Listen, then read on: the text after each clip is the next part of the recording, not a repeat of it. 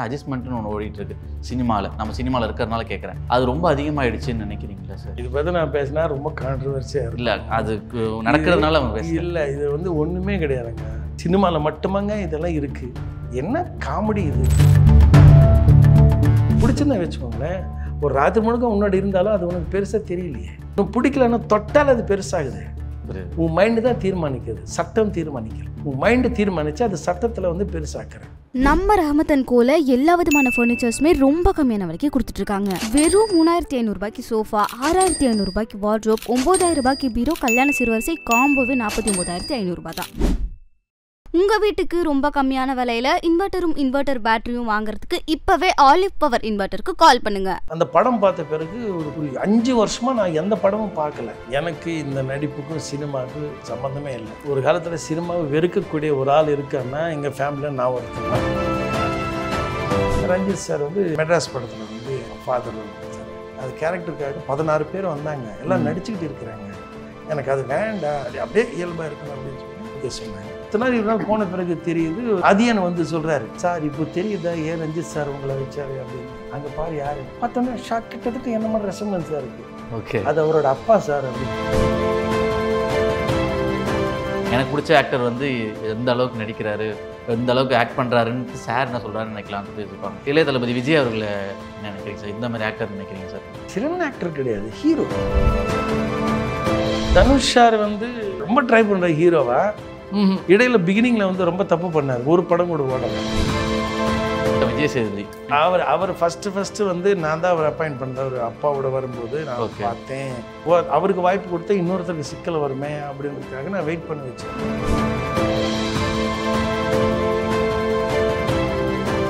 பணம் இருக்கிறவங்க கிட்ட நடிப்பு இருக்காது, இல்லாதவங்க கிட்ட தான் நடிப்பு. ஏன்னா அவன் அந்த அனுபவங்களை அப்படியே உள்ள தேக்கி வச்சிருக்கான். அவன் அழுவ சொன்னா கூட டக்குன்னு அழுதுருவான், கொடுத்துருவான். கோபப்படுவான், எல்லாமே உச்சியில இருக்கும். அவங்க கிட்ட பணம் மட்டும்தான் இல்லை, திறமை இருக்கு. அவன் நான் எப்படி விட்டு வைப்பேன்? வாடா, நான் சோறு போடுறேன். ரிஃப்ளெக்ட் நேயர் வணக்கம், நான் உங்கள் விக்ரம். இன்றைக்கி நம்ம எங்கே இருக்கோம்னு பார்த்தீங்கன்னா தேட்டர் லேப் ஆக்டர்ஸ் ஒர்க் ஷாப்பில் தான் இருக்கோம். நம்ம கூட இந்த தேட்டர் லேப் ஒர்க் ஷாப்போட founder and director Jayarao sir தான் இருக்கார். வணக்கம் சார். வணக்கம். எப்படி சார் இருக்கீங்க? நல்லா இருக்கேன், நீங்கள் எப்படி இருக்கீங்க? நல்லா இருக்கும் சார். வாழ்க. ஆக்சுவலாக உள்ளே பார்த்தோம், நிறையா எல்லாருமே ஆக்டிங் பண்ணிட்டு இருந்தாங்க. வெளிலேருந்து பார்க்கும்போது நமக்கு ஆக்டிங்னா நார்மலாக தெரிய மாட்டுது. ஆனால் அதுக்குள்ளே இவ்வளோ இருக்குது, இவ்வளோ நவரசம் இருக்குதுன்னு சொல்லிட்டு நிறையா பார்த்தோம். ஆக்டிங்லேயே பார்த்தீங்கன்னா நார்மல் ஆக்டிங், ஒருத்தருக்கு சுட்டுப்பட்டாலும் நடிப்பு வராதுன்னுவாங்க. இன்னொரு கேட்டகரி பார்த்தீங்கன்னா ஓவர் ஆக்டிங் பண்ணுறான்னு சொல்லுவாங்க. இதெல்லாம் எப்படி சார் பார்க்குறீங்க? ஒருத்தன் சுட்டு போட்டால் நடிப்பு வராது அப்படின்னு சொல்கிறது ஒன்றும் இல்லை. ஃபஸ்ட்டு டைரக்டர்ன்றவன் நடிகனை கம்ஃபர்டபிலிட்டி முதல்ல அவனுக்கு க்ரியேட் பண்ணணும். நான் சொன்ன மாதிரி தான் நீ நடிப்படின்னு கிடையாது. நீ சொல்கிறவுடைய கண்டென்ட் முதல்ல அவனுக்கு புரியவை. அவனால் என்ன பண்ண முடியும் அது கொடுத்துருவான். ஆனால் அது உண்மை, அதை நீ நம்பணும். ஓகே, அந்த கம்ஃபர்டபிலிட்டி நீ ஆக்டருக்கு கொடுத்துட்டான், அவன் வேலை அவன் செஞ்சுடுவான். நீ ஈகோயிஸ்டிக்காக நீங்கள் பிடிவாதமாக இருக்கல, அது அவனுக்கு ஒட்டலை. நீ ஃப்ரெண்ட்லி ஆகலை, ஆக்டரை நீ கம்ஃபர்டபுளாக வச்சுக்க தெரியல. போட்டு நசுக்குனா அவன் என்ன பண்ணுவான்? இப்போ அவன் பச்சை மிளகாவே சாப்பிட்டதில்லை. நீங்கள் பச்சை மிளகா காரம் பயங்கரம் காரம் கடிச்சமா நடி அப்படின்னு சொன்னால் அவன் ஓவர் ஆக்ட் பண்ணுவான் அப்படின்னா. இப்போ அவனுக்கு புரிய வைக்கணும் அப்படின்னா சிம்பிளாக சொல்லணும்னா உண்மையாகவே அது என்னன்னு கொஞ்சம் டேஸ்ட் பண்ணி பாரு. What is wrong? நெருப்புன்னு தான் சுட்டா மாதிரி. அதுக்காக எல்லா விஷயமும் சில குறுக்களை கேட்பாங்க. அப்போ காதல் அப்படின்னு சொன்னால் அது பழகி பார்த்து தான் நல்லா இருக்கும் அப்படின்னு நீ வக்கரமாக கேட்கக்கூடாது. அது கெமிஸ்ட்ரி ஃபிசிக்ஸ் கிடையாது. சில விஷயத்துக்கு ஒரு யதார்த்தம் தேவைப்படுது. Experience the subject. What is தரா புரியவை. அவன் ஓவர் ஆக்டிங்னா இது புரியவை. இப்போ ரஜினி சார் ஒரு படத்தில் அங்கே மட்டும் பச்சை மிளகா நிறைய சாப்பிட்டு பாத்ரூம் போட்டு அப்படின்னு கத்துறாரு. அது ஓவர் ஆக்டிங் இல்லையா? ஆனால் ஓவர் ஆக்டிங் கிடையாது. உண்மையிலே எரிச்சல் சாப்பிட்டா கண்டிப்பாக அப்படிதான். ஐயோ, அந்த இடம்ல உருளுவாங்க. ஒரு டைரக்டர் ஆக்டரை எப்படி கம்ஃபர்டபுளாக வச்சிருக்கிறத பொறுத்து தாங்க எல்லாமே. புரியுது. அவனை கழுத்து பிடிச்சானா அவனால் ஒன்றும் பண்ண முடியாது. நிறைய டைரக்டர்ஸ்க்கு அது தெரியாது. ஈகோ மட்டும்தான் அவங்ககிட்ட இருக்கும். சார் ஓகே சார், மக்களோட விருப்பம் படி கேட்குறேன். நிறைய பேருக்கு எனக்கு பிடிச்ச ஆக்டர் எந்த அளவுக்கு நடிக்கிறாரு, எந்த அளவுக்கு ஆக்ட் பண்ணுறாருன்ட்டு சார் என்ன சொல்கிறாருன்னு நினைக்கலாம்னு சொல்லிட்டு யோசிப்பாங்க. இளைய தளபதி விஜய் அவர்களை என்ன நினைக்கிறீங்க சார்? இந்த மாதிரி ஆக்டர் நினைக்கிறீங்க சார் நீங்கள்? சிறந்த ஆக்டர் கிடையாது, ஹீரோ. அதாவது யூத்தோடைய பெப்பை புரிஞ்சுக்கிட்ட ஒரு ஹீரோ. ஆக்டர் கிடையாது, ஆக்டர் இல்லை. ஓகே, அதுக்கான படம் அவர் இன்னும் பண்ணலை. ஓகே, பண்ணனா ஆக்டர்னு சொல்லலாம். ஓகே, ஹீரோ அவ்வளோதான். Okay sir. தனுஷ் சார் என்ன சார் சொல்கிறீங்க? தனுஷ் சார் வந்து ஹீரோவை ட்ரை பண்ணுறாரு, ஆனால் ஹீரோ ப்ராடக்ட் கிடையாது, அவர் ஆக்டர். அவர் ரியாலிட்டியான ஆமாம், அவர் ரொம்ப ட்ரை பண்ணுறாரு ஹீரோவா. இடையில பிகினிங்கில் வந்து ரொம்ப தப்பு பண்ணார், ஒரு படம் கூட ஓடலை. ஓகே. பட் அவருடைய ஃபேஸுக்கு வந்து அது அவர் ஆக்டராக இருக்கிறது ரொம்ப ஆப்டாக இருக்கும். ஹீரோவாக இருந்தாருன்னா அவருக்கு ரொம்ப கஷ்டம் நிற்கிறது. மாறி அந்த மாதிரிலாம் எதுவும் மாசாக பண்ணார், செட் ஆகல. ஹீரோ கிடையவே கிடையாது, அவர் ஆக்டர். கார்த்திக் சார் என்ன சொல்கிறீங்க? சூர்யா தம்பி Karthik is a very good technician. நம்ம அவரோட படங்களை வந்து அவரோட ஒர்க்கில் வந்து ஏதோ ஒரு டெக்னிக்கல் நாலேஜ் இருக்கிற மாதிரியே எனக்கு தென்படும். அவர் ஏடியா ஒர்க் பண்ணியிருக்காரு இல்லையா 2-3 படம். கார்த்திக் வந்து நல்ல ஃப்ரேம் நாலேஜ் இருக்கிற ஒரு ஆளை தெரியும். அவரோட வேலையில் மிகையாகவும் இருக்காது, கம்மியாகவும் இருக்காது. அந்த கரெக்டாக அந்த மெஷர்மெண்ட் தெரிஞ்சு நடிக்கிற மாதிரி எனக்கு தென்பட்டுக்கிட்டே இருக்கும். Okay sir. கடைசி 2 பேர் கேட்குறேன். சிவகார்த்திகேயன் அவர் பற்றி. சிவகார்த்திகேயன் வந்து இஸ் என்டர்டைனர். அவர் விஜய் கேட்டகரி தான். அவர் வரல. அவர் ஆக்டரும் கிடையாது, ஹீரோவும் கிடையாது. இப்போதைக்கு ஒரு என்டர்டைனராக இருக்கிறாரு, ஒரு குட் ஹியூமன் பீங்காக இருக்கிறாரு. பரவாயில்ல, இண்டஸ்ட்ரி வந்து அவருக்கு சப்போர்ட் பண்ணிட்டு இருக்கு. அவர் ஆனால் அமரன் படத்தில் வந்து பார்த்தீங்கன்னா நல்லா பண்ணியிருக்காரு ஒரு ஆக்டரா அப்படின்னு பேசி உழைச்சிருக்காரு. ஓகே, நல்லா பண்ணியிருக்காருன்னு சொல்கிறது, உழைச்சிருக்காரு. அதான் பண்ணணும் ஒரு ஆக்டர். ஆமாம், மற்ற படத்தில் அந்த உழைப்பு இருக்குமான்னு சொல்ல முடியாது. எல்லா படத்தில் அந்த உழைப்பு இருந்தால் ஹி இஸ் த ஆக்டர். புரியுது சார். கடைசியாக விஜய் சேதுபதி அவரை பற்றி சொல்லுங்கள். விஜய் சேதுபதி இஸ் அவருக்கு ஒரு அவர் தியேட்டர் ஆர்டிஸ்ட் இல்லையா? அவர் ஃபஸ்ட்டு வந்து நான் தான் அவர் அப்பாயிண்ட் பண்ணது. அவர் அப்பாவோட வரும்போது நான் பார்த்தேன். அவர் அப்போ ஃபண்ட் ப்ராப்ளமாக இருந்தது. அப்போ நான் தான் கூத்துப்பட்டு அப்போ வந்து இன்சார்ஜ் இருந்துக்கும்போது நான் தான் அப்போ இன்டர்வியூ பண்ணிட்டு இருந்தேன். ஓகே. அது வரும்போது சூழல் சொல்லும்போது கொஞ்சம் பற்றாக்குறை இருக்கும்போது அவருக்கு வாய்ப்பு கொடுத்தா இன்னொருத்தருக்கு சிக்கல் வருமே அப்படின்றதுக்காக நான் வெயிட் பண்ணி வச்சுருந்தேன். சரி, வேறு என்ன தான் தெரியும் அப்படின்னு கேட்டால் வந்து எனக்கு டேலி தெரியும் அப்படின்னு எனக்கு அதிர்ச்சி. அதுக்கு முந்தின நாடே மலையாள ஒரு பொண்ணு வந்து ஏதோ ப்ராப்ளத்தில் அந்த பொண்ணு கிளம்பிடுச்சு. ஓகே. எனக்கு ஆடிட்டிங் வேறு இருக்குது, 2 மாதத்தில் நடக்கணும். இப்போ என்ன பண்ணுறதுன்னு தெரியாது. கடவுளாக ஒரு நேற்றுக்கு போனால் எனக்கு வராரு. ஓகே. வந்த உடனே டேலின்னு சொன்னேன், தெய்வமே நீ எதுவுமே கொடுக்க வேண்டாம், நாங்களே நீங்கள் உங்களுக்கு ஸ்டைஃபண்ட் கொடுத்தோம், நீங்கள் மார்னிங் வரைக்கும் மத்தியானம் வரைக்கும் ஆஃபீஸில் இரு, மத்தியானம் மேலே நீ வந்து கற்றுக்க ஓகே அப்படின்னு சொல்லி நான் அப்பாயிண்ட் பண்ணது தான். ஸோ சம்பளமும் கொடுத்து அவருக்கு கிளாஸுமே கிடச்சிருச்சு. அதுதாங்க ஆண்டவன். நீங்கள் ஒரு முடிவில் இருந்தால் ஆண்டவன் என்ன பண்ணுவேன்னா எல்லாமே உனக்கு கரெக்டாக வந்து சப்ளை கொடுத்துக்கிட்டே இருப்பார். ஓகே. அந்த தீர்மானம் தான் ஒருத்தனுக்கு அந்த முடிவு.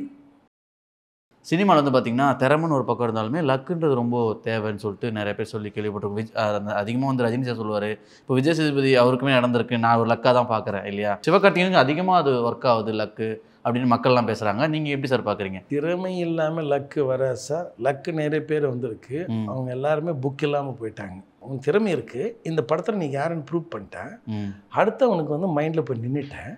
ஓகே. அவன் கூப்பிட்டான், அதுக்கு பேர் லக்குன்ற. நீ முதல் படத்தை நீ சொதப்பிருந்தான்னா நீ புக்காக மாட்டேன். லக்கு இங்கே இருக்குது. விஜய் சேதுபதி அவர் புதுப்பேட்டைன்னு நினைக்கிறேன், அது 4 பேர் இருக்கும்போது அவர் பேசுகிறது வந்து அது தெரியுது, கண்ணில் படுது. அப்புறம் வந்து கபடி, வெண்ணில கபடிக்குள்ள வந்து அந்த சைடு வந்து அவருடைய ஒரு காட்சி எனக்கு ரொம்ப யார் இந்த பையன் அப்படின்னு பார்த்தா நிறைய நம்மால் அப்படின்னு மாதிரி ஆச்சு. அவர் கால் பிடிக்கும்போது அந்த பிரண்டி இப்படி விழுறது, அதெல்லாம் எத்தனை டேக்கு போயிருக்கு, அது 2வது விஷயம். பட் அந்த உழைப்புக்கு அவன் தயாராகிட்டேன் இல்லையா, அந்த உழைப்பு அவங்ககிட்ட இருக்கிறனால தான் அது லக்காக அமையுது. லக்குன்றது பிறர் கண்ணுக்கு நீ அட்ராக்டிவாக வந்து உன்னோட திறமை நீ வெளிப்படுத்திக்கிட்ட, அவனை கூப்பிட்டு உனக்கு சோறு போடும்போது அது லக்காக மாறுது. உழைப்பின் வாயிலாக உனக்கு கிடைச்ச பரிசு பேர் தான் லக்குன்ற. அதேமாரி முன்னெல்லாம் நம்ம பழைய காலத்து படம்லாம் பார்க்கும்போது தமிழ் ஆக்ட்ரஸ் நிறையா பேர் இருப்பாங்க. இப்போ யாருமே தமிழ் ஆக்டர்ஸ் யாருமே இல்லவே இல்லை. அதுக்கு ஒரு முக்கியமான காரணம் வந்து பார்த்திங்கன்னா, அவங்ககிட்ட கேட்குறதுக்கு தப்புன்னு நினைக்காதீங்க, அட்ஜஸ்ட்மெண்ட்டுன்னு ஒன்று ஓடிட்டுருக்கு சினிமாவில். நம்ம சினிமாவில் இருக்கிறனால கேட்குறேன், அது ரொம்ப அதிகமாகிடுச்சின்னு நினைக்கிறீங்களா சார்? இது பற்றி நான் பேசினா ரொம்ப கான்ட்ரவர்சியாக இல்லை, அதுக்கு நடக்கிறதுனால அவங்க பேச இல்லை. இது வந்து ஒன்றுமே கிடையாதுங்க, சினிமாவில் மட்டுமாங்க இதெல்லாம் இருக்குது. என்ன காமெடி இது? ஐடியில் இல்லையா, மருத்துவத்தில் இல்லையா, கல்லூரியில் இல்லையா? அவங்க அட்ஜஸ்ட் பண்ணிட்டு தானே போகிறாங்க, வெளியில் சொல்லிக்கிட்டு இருக்கிறாங்க இல்லைங்க. நடக்காத இடம் ஒன்று சொல்லுங்கள், கட்டிட தொழிலாளர் முதற்கொண்டு நடக்காத இடமே நீங்கள் பார்க்க முடியாதுங்க. ஆண் பெண் உறவுகள்ன்றது வந்து அது வேற ஒரு விஷயம், அது இன்னொரு விஷயம். சமூக இந்த கலாச்சார கட்டுப்பாடுகளால் அது வந்து சட்டத்துக்குள்ளே கொண்டு வந்துட்டு உன்னை வந்து க்ரஷ் பண்ணி வச்சிருக்க தவிர ஆண் பெண்ணுடைய உறவுகள் வந்து இயல்பாக இருக்குது. இங்கே என்ன ஆகுதுன்னா, பொண்ணுக்கு பிடிச்சிருந்தா அதுக்கப்புறம் வந்து அதில் எந்த அப்பீலும் இல்லை. பிடிக்காத போகிறனால தான் இங்கே பிரச்சனையாக இருக்குது. பிடிக்காத போன பெண்கள் மட்டும்தான் இதெல்லாம் சொல்கிறாங்க. அதுக்குன்னு நம்ம பிடிச்ச பொண்ணுங்கள் நிறைய பேர் ஸ்மூத்தாக இருக்கிறாங்க, அவங்க பாடி அவங்க வேலை பண்ணி போயிட்டு இருக்கிறாங்க. அப்போது நம்ம அந்த மாதிரி கூப்பிட்றது தப்பு இல்லைன்னு சொல்ல வரீங்களா சார்? அந்த ஏரியா எனக்கு சம்மந்தம் இல்லாதுன்றீங்க. ஓகே, என்கிட்ட வர்ற பொண்ணுங்க நான் அதுதான் சொல்கிறேன்.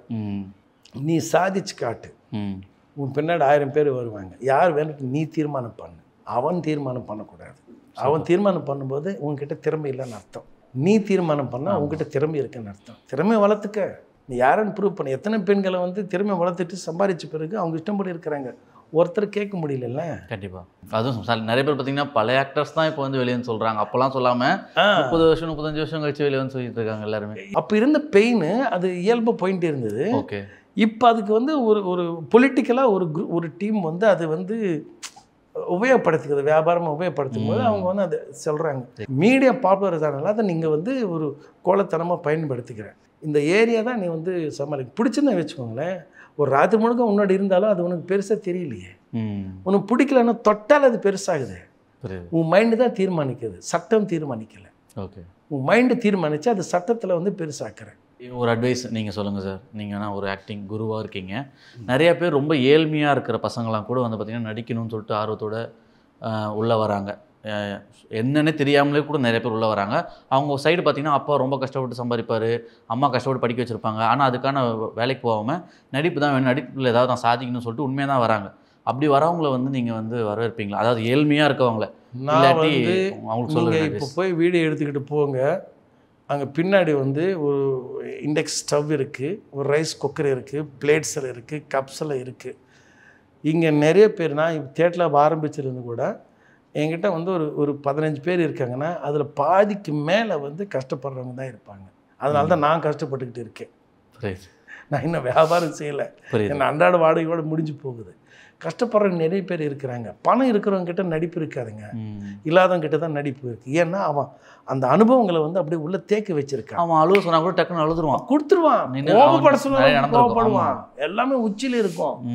அவன்கிட்ட பணம் மட்டும்தான் இல்லை, திறமை இருக்குது. அவன் நான் எப்படி விட்டு வைப்பேன்? வாடா நான் சோறு போடுறேன். பட்னியோட கொடுமை எனக்கு நான் சின்ன வயசில் தெரியும். கலைஞனுக்கு அது ஒரு கொடுமையான ஒரு விஷயமா இருக்குது. ஏன்னா ஆர்ட் வந்து இங்கே வளரல. உங்களை பற்றி பார்ப்போம். இப்போது நீங்கள் வந்து அப்போலேருந்தே இருந்திருக்கீங்க, பழைய காலத்துலேருந்து இருக்கீங்க. நீங்கள் நினச்சிருந்தா ஒரு ஆக்டராகி ஏதாவது குணச்சித்திரம் நடிக்கலாம், ஏதாவது ஆயிருக்கலாம். நீங்கள் ஒரு ஆக்டிங் கிளாஸ் வச்சு நிறைய பேர் கற்றுக் கொடுக்குறதுக்கு என்ன சார் முக்கியமான காரணம்? எனக்கு இந்த நடிப்புக்கும் சினிமாவுக்கும் சம்மந்தமே இல்லை. ஓகே, ஒரு காலத்தில் சினிமாவை வெறுக்கக்கூடிய ஒரு ஆள் இருக்கான்னா எங்கள் ஃபேமிலியில் நான் ஒருத்தன் தான். ஓகே, டிவி கூட பார்க்க மாட்டேன், சினிமா பார்க்க மாட்டேன். நான் பார்த்த சினிமாக்கள் இங்கே விரல விட்டு என்ன சொல்லலாம். நான் லாஸ்ட் டெம்பரர் படம் பார்த்தேன் தேவி பாரடைஸில். ஓகே, 89 அந்த டைமில் அந்த படம் பார்த்த பிறகு ஒரு 5 வருஷமாக நான் எந்த படமும் பார்க்கல. ஏன்னா அது என் மைண்டில் இன்னும் ஓடிக்கிட்டே இருக்குது. ஓகே, ஏன்னா ஒரு ஆக்டர் ஆகணும்னு போயிட்டாங்க. அதுக்கு முன்னாடி ஒரு சமூக சேவகனாக இருந்து நானே எழுதி நானே டைரக்ட் பண்ணிட்டு நிறைய ஸ்லம்மில் போய் பெரிய விழிப்புணர்வு நாடகம் பண்ணிட்டு இருந்தேன். ஒரு 6 வருஷமாக செழிப்பாக இருந்தேன். பயங்கரமான ஒரு நேம் இருந்தது. அப்புறம் அந்த ஒரு ஆர்கனைசேஷன் கண்டுபிடிச்சி எனக்கு கல்ச்சுரல் கம்யூனிட்டி ஆர்கனைசேஷன் போஸ்ட்டு போட்டு அப்புறம் அந்த வேலை பண்ணிட்டு இருக்கும்போது இன்னும் கொஞ்சம் கூடுதல் டைரெக்ஷன் இருந்தால் நல்லா இருக்குன்னு சொல்லும்போது தான் கூத்துப்பட்டறை போய் சொன்னாங்க. அங்கே போனேன். ஓகே, அங்கே போய் பார்க்கும்போது அது நாடகம் பண்ணுற இடமா இருக்குது தவிர நடிப்பு டைரெக்ஷனுக்கு இல்லை. சரி இருந்து பார்ப்போம்னு சொல்லும்போது ஃபாரினர்ஸ் நிறைய பேர் வந்து அவங்க மெத்தடாக சொல்லி கொடுக்கும்போது டிஃப்ரெண்ட்டாக இருக்குது அப்படின்னு சொல்லிட்டு கற்றுக்கிட்டேன்.